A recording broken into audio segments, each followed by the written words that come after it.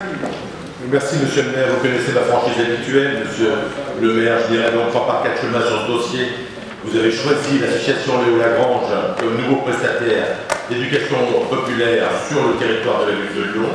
Pour nous, ce choix est totalement incompréhensible. Sur le principe d'abord, attribuer une subvention de fonctionnement à une association qui va rendre en service public ne nous pose aucun problème.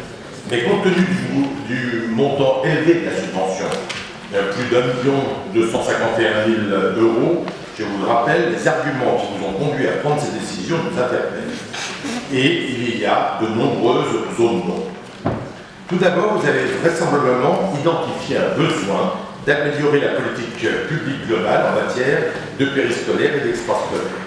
Vous considérez donc un manque ou une insuffisance dans le dispositif actuel. Il est vrai que la ville gère encore aujourd'hui en régime direct une bonne partie de cette politique et qu'elle ne peut pas aisément tout faire toute seule. Le bilan de la consultation sur les rythmes scolaires avait d'ailleurs bien montré des différences qualitatives importantes dans les activités périscolaires. Tout le monde s'était accordé à dire sur ce point que celle assurée par la ville était moins bonne que celle fournie par les associations et par les MJC. Les élus du groupe Les Indépendants défendent depuis toujours une réflexion globale du mode de gestion d'un service public afin de trouver le juste équilibre entre économie et qualité de service rendu. C'est donc une volonté de rendre un service public plus performant et plus clair. Cela, nous le comprenons et nous le soutenons. Cependant, votre choix est un peu plus surprenant. Vous avez décidé d'intégrer au dispositif existant un prestataire extérieur. Pourquoi ne pas avoir privilégié une réorganisation interne avec les acteurs actuels, notamment avec les MJC? Un choix étrange alors que les MJC, qui assurent cette mission de service public, rendent de la vie générale une prestation de qualité. Et vous auriez pu aussi choisir le tissu associatif de notre ville qui compte de multiples structures capables, pour peu qu'on les sollicite, d'assurer ce service. Mais considérez-vous que ces associations locales ne sont pas en mesure de répondre aux besoins éducatifs de notre ville? Mais pour revenir aux MJC, elles ont pu au fil des années acquérir une expertise, une maîtrise qu'il faut aujourd'hui souligner. Pourquoi risquer de les déstabiliser, notamment là où elles sont bien implantées? Je pense notamment à Gerland, à Montplaisir ou dans le quartier des États-Unis. L'arrivée d'un nouveau concurrent dans des zones qu'elles avaient mis des années à maîtriser risque d'être préjudiciable pour l'ensemble du dispositif. Ensuite, lorsque les élus du groupe indépendant ont légitimement demandé des précisions sur les modalités de mise en concurrence à Franck Lévy, notre adjoint, lors de la dernière commission éducation, les réponses sont restées assez floues.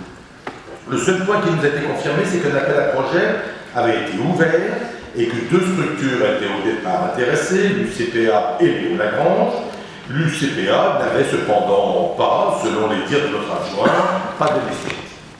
Cette offre n'étant pas jointe en annexe de la délibération, nous avons contacté l'association UCPA et le directeur général de cet organisme nous a répondu par mail qu'il n'avait pas eu connaissance de ce projet. Vous comprenez, monsieur le maire, que cela interroge. D'un côté, votre adjoint nous affirme en commission que l'UCPA était intéressé, mais visiblement, les premiers concernés ne sont même pas au courant de l'existence de ce dossier. Une opacité que je vous saurais gré de lever. Enfin, le choix du prestataire finit de semer le trouble dans ce dossier. Outre les méthodes pédagogiques de cette association qui ont été dans le passé sujettes à débat chez les pédagogues, il est juste de rappeler que l'actuel président national de Léo Lagrange est M. Yves Blin, ancien maire du Parti socialiste de Fézin, actuel député La République en marche de la 14e circonscription du Rhône, après avoir été pendant 33 ans salarié de la structure Léo Lagrange. Un mélange des genres qui surprend.